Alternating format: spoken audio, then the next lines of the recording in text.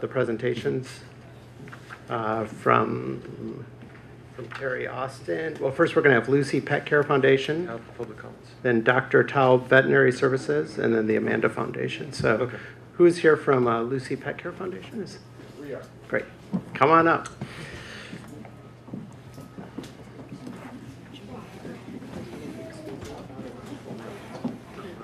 Commissioner Zaft, do you want a time limit on this? Well, I don't. Well, these are, if everybody could kind of respect the hour, or maybe. We're 6 minutes.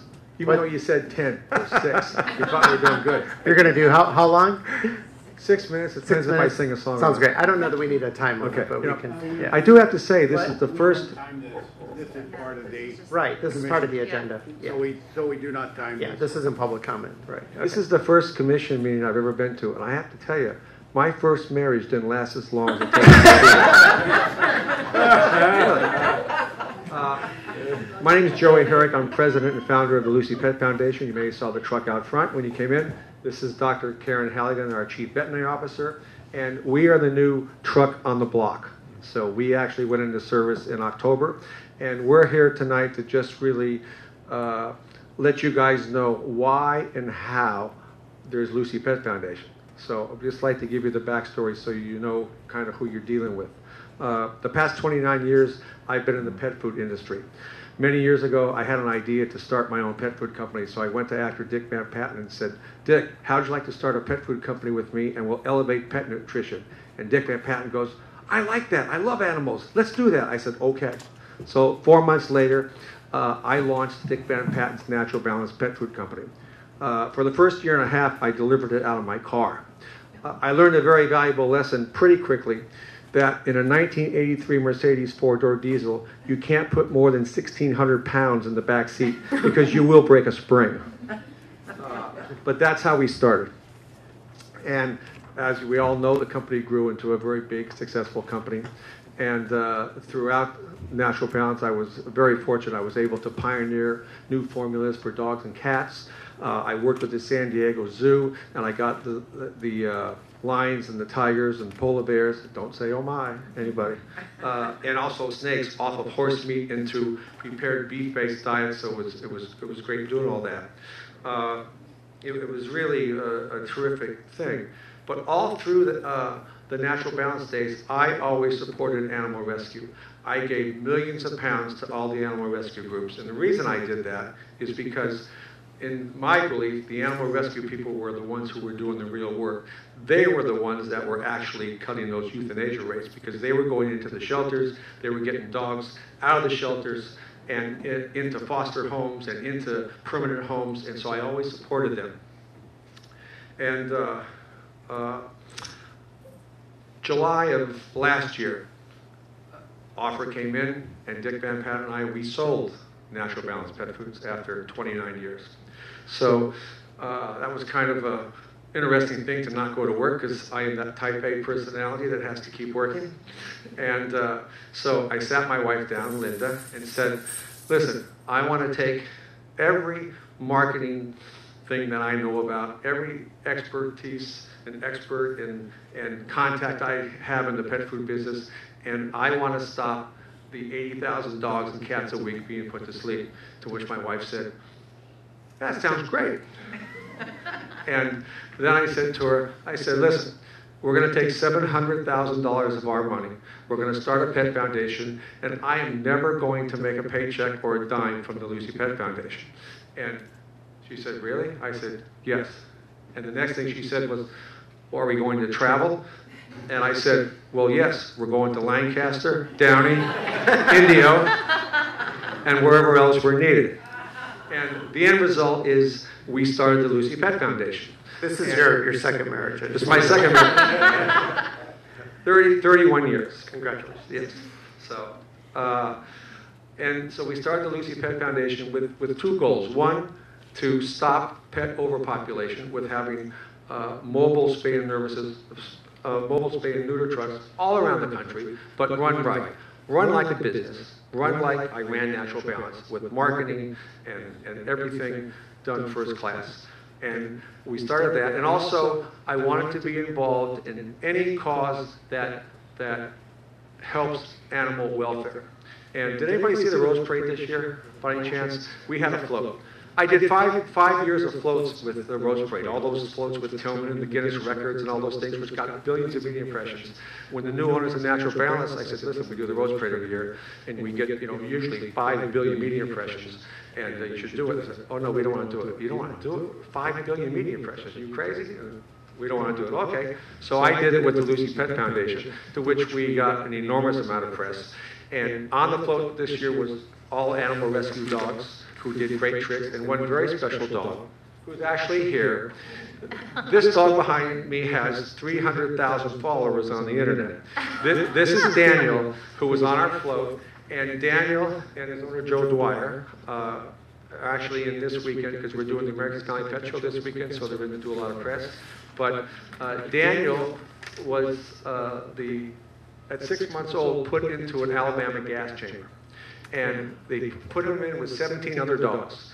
When it was over, the guy opened up the door to go get 18 dogs, bodies, and 17 were dead, but not Daniel. He was still standing, wobbly, had a slight wag to his tail, so the guy didn't have the heart to put him back in again. So they brought him out, put a blanket on him, gave him water, and figured, he'll be dead in a few hours. Well, Daniel didn't die. So the shelter actually were the ones that named him Daniel after the book of Daniel, because Daniel went into the lions, didn't survive. So Daniel actually was on our float. He's a spokes dog along with my dog Lucy, who's still alive and happy today. And it's just, that's one of our big causes, because luckily California got rid of that years ago. But 22 other states still kill by gas. So that's what Lucy Pet Foundation is about. I want to stop that, and I want to help stop pet overpopulation. So now we have all this. So now it comes down, I'm not a vet. I'm a marketing person, I'm a businessman, I'm a concerned animal lover, I need a vet.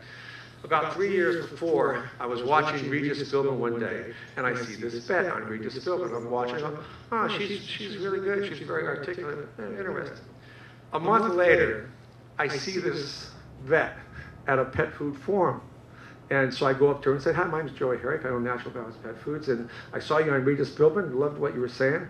And so I proceeded to talk to her and found out that she's a shelter vet and does spay and neuter surgery. I went, oh, really? Very interested. And so then when I decided to do Lucy Pet Foundation, I remembered Dr. Halligan. So I called her up. I said, could I have a meeting with you? Can I take you to lunch? She said, sure. I didn't tell her what it was about. So we went to lunch, met her at Solly's in the Valley, and I said, we're talking about how much we love animals and all that stuff. And then she proceeds, tell me what she's doing, and she takes out her iPhone. And on her iPhone, she shows me the picture of about 15 dogs and cats, all small dogs, beautiful animals, and she starts crying. And she says, I can't do this anymore. I had to put them asleep 3 days ago. And so it was a very emotional time. I mean, she's crying in the middle of Sally's. And I'm going, oh man. I said, well, listen, the reason I called you here today, and I had already, which she didn't know, but I had already double checked. I mean, I knew about her. I had met her once, but I'd already asked around this city to find out, give me the gist on Dr. Karen Halligan. So I went there that day to offer her to come into me with the Lucy Pet Foundation. So as she's crying, I said, listen, I've got a solution for you to be on the other side, part of the solution. And I want you to head up the Lucy Pet Foundation and be the chief veterinary officer, and I will never get in your way. Whatever medical you want, you do it, but just make sure it's all first class, because that's how I ran Natural Balance. I want this to be the same thing. I will never get in your way. So that's how we started. So let me introduce you to Dr. Karen Halligan. So I'm going to be really brief. One thing he didn't tell you was he started crying too.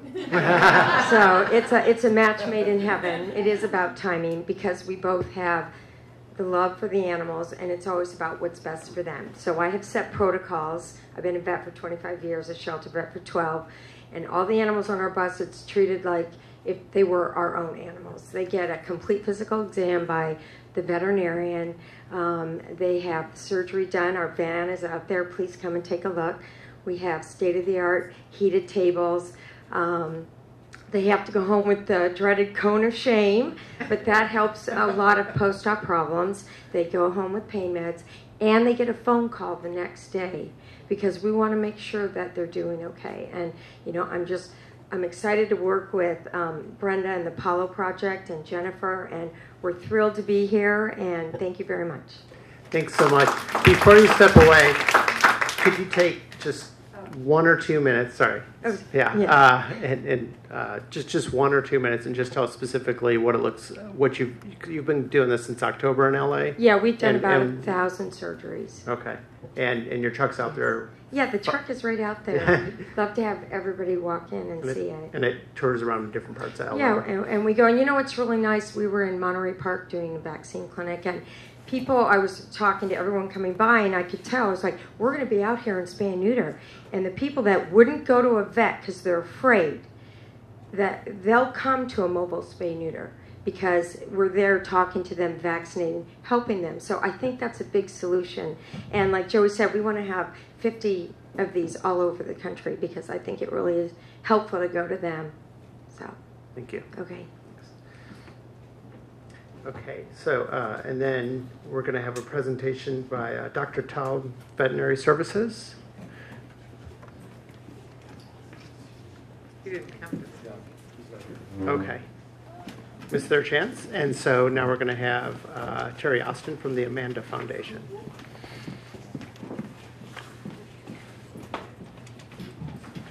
And just so people know, this wasn't meant to be an exhaustive set of presentations by everyone doing spay and neuter services. Obviously, that would be a couple meetings long probably, but we wanted to get a kind of a representative set of presentations from the different organizations that are providing these services.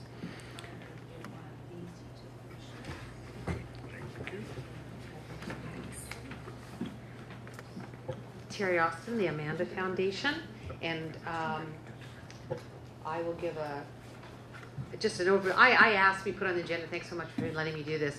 I've been around a long time with the department. This is my 30th year with the Amanda Foundation. Yes, I did start when I was 5. Thank you so much.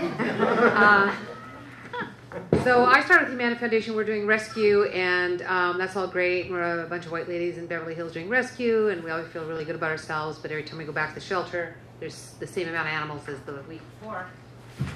So we did a 2-year study that we did ourselves, where we went in and said which areas of the city of Los Angeles, because Beverly Hills does not have its own shelter, and now contracts with the Department of Animal Services, but has never had an animal shelter. So even though the Amanda Foundation is based in Beverly Hills, we've always served Los Angeles.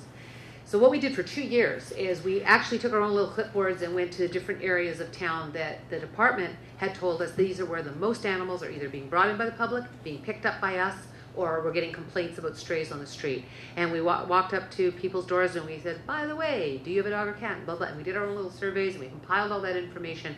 And what we found was what all the more recent studies have found is that the most animals come from the poorest neighborhoods. And the reason is that there's lack of education, lack of service, lack of enforcement, and lack of ordinances in most cases that aren't being enforced. So what we did was we formed a coalition in 1998 called the Coalition to End Pet Overpopulation, or CEPO. And we looked at what ordinances were already on the books and decided, nobody wants to make a new law. It takes forever and politicians hate it. But if you can tweak what's already there, that's faster, easier, you can get it done. So at that time, the licensing differential was $10 for your altered animal and $25 for your unaltered animal, actually $22.50. And that $12.50 was not enough incentive for someone to want to spay or neuter their pet. So what we thought, and when I say we, I had gone out and asked Actors and Others and pet orphans and In Defense of Animals and the groups that at that time were the biggest players in the city in terms of doing animal welfare and working programs. And so we sat down and decided that between all of us we had 500 years of experience, and how could we make this bigger and better. And so we said, well, we have to take the service to the people, explain to them why they need it, and then we need a carrot and stick. We need to improve the ordinances so that we can make them do it. And we worked with the city, and in the year 2000, we got that ordinance passed. And that original ordinance was called the pet overpopulation ordinance. We didn't want to call it mandatory spay-neuter because it wasn't, people weren't digging that at the time, and it was going to be, I know my rights and don't tell me what to do and all that. So it was the pet overpopulation ordinance. It was tweaked in 2005 and became the mandatory spay-neuter ordinance. But it originally started as pet overpopulation. So what we sold to the city, us being the SIPO group, is we said to the city, we'll give you that Godfather offer. It's an offer you can't refuse. We will give you service, and you will only pay 2/3 of it. And then we as a group will provide the other third of that service. So you're going to get service that you're only going to pay 2/3 for. And our idea was, and we thought we were so smart, was that we would get a mobile clinic and we would take it to the areas of town where there was no service. So even if the people wanted to comply, there was no service. Still to this day, right now, there is no veterinarian who has the address Watts, California. So you can give them all the vouchers you want. They can't get there because a lot of them don't drive and or don't have cars, and they can't take their pit bull on the bus. So one of the problems with vouchers, and what we learned back then, was print up all the vouchers you want. The people who are going to get the vouchers are the more savvy people, the people who have time to stand in line at the shelter. And then you're always going to have the vets who are going to add that extra fee. And it's not because they're bad people, it's they're small business people. VCA and Banfield are not taking your vouchers, and they're not gonna.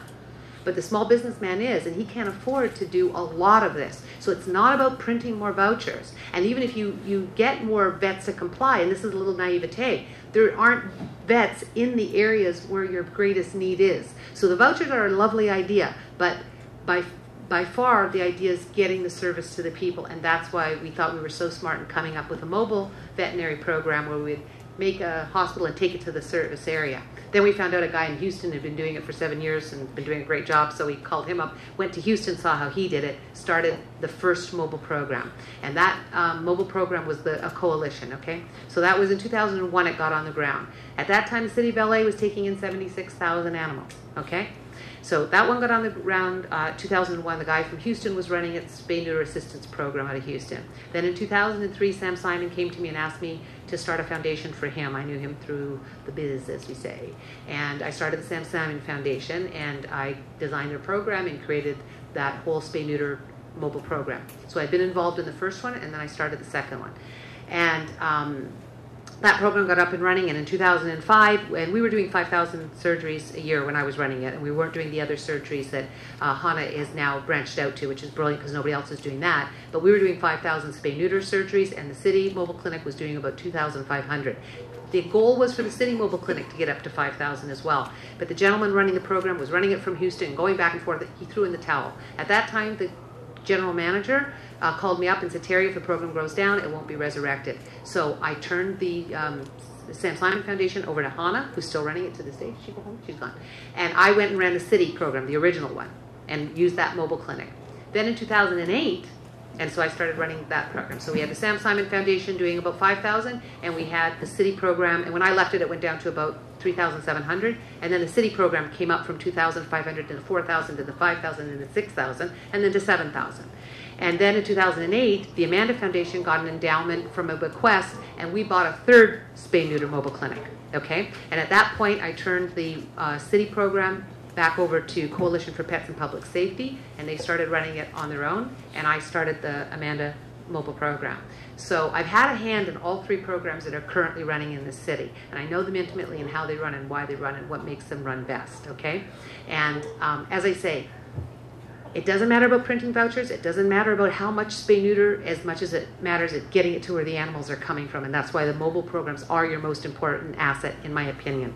Because, again, you can talk about statistics about how many vouchers get turned in. But if those animals belong to people whose animals were never going to be breeding, never are running around the street, then you're not doing what your goal is, which is to lower the number of animals coming into the shelter. And that's why I so passionately believe and have put the last 30 years of my life into going to taking the solution to the problem. And that's why I am horrified to think that if we have to cut back somewhere, and as you say, as John very correctly said, and we have to encumber money, and money has to be held out, that they're going to come to me, the department, in the middle of next year and say, gee, Teri, you have to cut from 4 days to 2. You have to go from 7,000 spay-neuters to 3,500.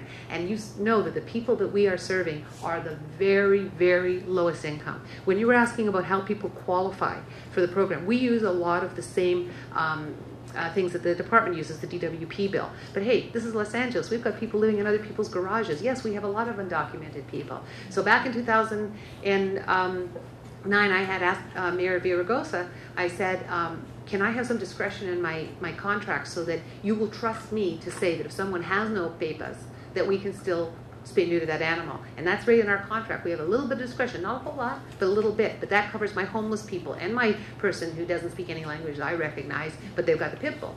So, we're really serving that lowest, the real people on the bottom of the barrel, and we're going after them.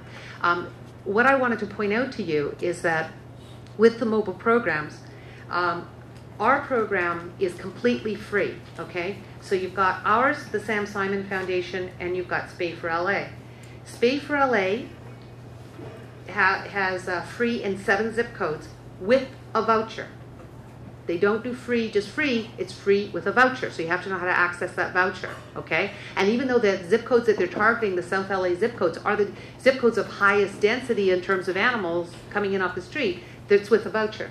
Okay, then you've got the Sam Simon Foundation, which Hannah told you has gone down from 5,000 down to maybe 900 spay neuters a year. That's the other mobile program. And then you've got us, and we are, and Sam Simon is totally free, and they do their own qualification by income. Okay, and then you've got us, and we're free. We're free.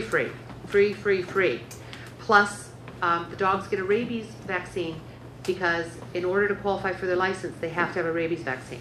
Okay, and so our whole program was to help them get licensed, help them comply with the ordinances. The cats aren't licensed, so people can buy a vaccine, but that's the only thing we sell in the mobile clinic is cat vaccine. But the dogs get a DHP plus P and a free rabies. Okay, so when the canvassing team, and I don't know if Carrie's still here, I so felt horrible saying anything that sounded negative about the canvassing team, because they really do have it in their hearts to do the very best job, and they've got a lot of initiative and a lot of, they really want it to work, and I didn't want to sound negative about what they're doing.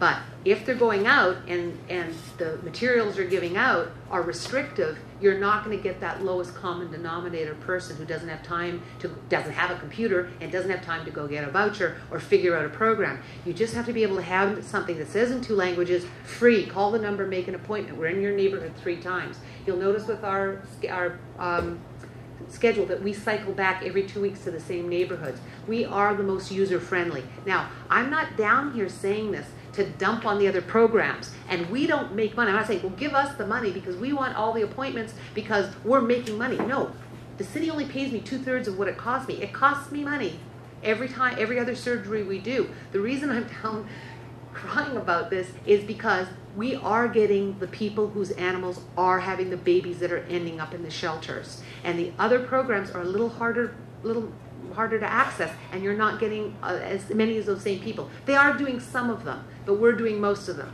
So I propose, and why I asked if you can ask to see physically what they're giving out, is you can't expect a canvasser to go out with 5 different pieces of paper. And you know what people are going to do with them? When they get 5 pieces of paper, they do that. So what I propose is that there be 1 piece of paper, have our thing right out there, so that when they go to a canvas house, they go, here, this is for free. And then on the back, have all the other people, and on the bottom, say that this is the law, and give people 1 piece of paper in a pretty yellow color. But I really hope that you will ask to see a written policy of what are people saying, just like a little script, like if you're a telemarketer. What is it they're actually saying to the public? And is everybody hearing about the breeder's license as well? And then are they given just 1 source of equipment, 1 source stop shopping? We answer our phone 7 days a week. We have Spanish speakers every day on the mobile clinic. We call people back. If they say they can't be called till 10 o'clock at night, we call them back. The Mission Hills shelter says on their outgoing announcement, they don't answer the phone from Saturday at 6 o'clock until Tuesday morning. A lot of people, the weekend is when they make these arrangements because that's when they're home. So I'm saying we are the most user-friendly item. So I told you, I started to say that I'd gone to the 2 shelters so far and spoken to the staff, and I'll reiterate that most of the staff I didn't find 1 staff member who knew what the different mobile programs were. Most of them thought there were 2 or 1, and they all thought they did the same thing. I didn't find anybody who knew. So we really need to get the information to the actual employees. And again, I'm going to go to East Valley. I'm waiting to hear about an appointment. Been playing a little phone tag for East Valley and East Valley and San Pedro are the next ones I want to do, and then I'll do West Valley and West LA because they have a little less need. But I will go back, and I'll go back until I talk to everybody. But that your employees of this department are not aware of what spay-neuter opportunities are available, and if they're not aware, there's no way they can be telling the public.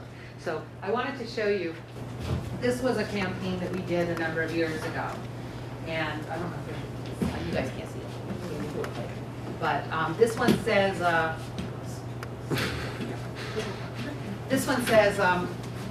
rock groupies, drunken sailors, fraternity brothers, all nuns compared to your dog. And this one says, not to discount the sexual prowess of the rabbit, but there's a reason it's called bunny style. And the reason we made these was because we thought, you know, if we could make them funny, if people will pay attention to them, maybe we'll get that young kid to pay attention. So we've been doing it a long time. We've tried all sorts of things. What we have found works is you go into the neighborhoods and you go back and you go back and you go back and you make friends with people and you make it easy for them to get that service. So of all the programs you've got, ours is the one that's reaching the people, and I hope that you will fight like hell to make sure that we don't get a call. And nobody should be sitting here saying, gee, we really hope it doesn't happen. Don't let it happen. We have that power. Just don't let it happen. Thank you, Teri. Is there any other group here who'd like to speak? We should. We're going to have public comment on this in a moment. Is there any? Do you guys have any comments you want to share right now before we go to public comment? No, are we going to do C? Or? Well, first on B, we're going to have public comment because C is something else, I think. Thank you, Teri, and also Joey. Who's after Amy?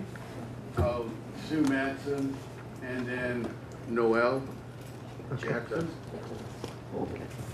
Okay, well, spay and neuter is one of my favorite subjects, and it's kind of embarrassing, but as Jennifer referred to, like ripping the gonads out of pets is something very near and dear to my heart because I do think it's one of the best things that we can do to make a difference. So at the Found Animals Foundation, we work very closely with a lot of the spay and neuter clinics in the area, and so I wanted to just clear up a couple of inaccuracies that have come out so far, and also make sure that you all are aware of some of the resources that we make available.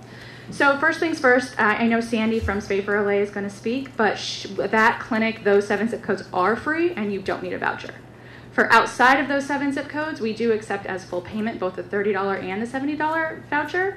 But the 7 zip codes targeted in South LA, because they are high intake zip codes, free. You make an appointment, free, includes the pain medication. Awesome. And you did, what, 6,600 surgeries last year? Which is pretty amazing. So that's a group that's doing great work. And another thing that I want to just sort of highlight is I love what Teri had negotiated into her contract, that she gets the discretion to validate residency and income status herself. What that means is that people don't have to get the voucher to come to her and still get free services. For all of the other providers that are on that list with the contract, they don't have that discretion in their contract.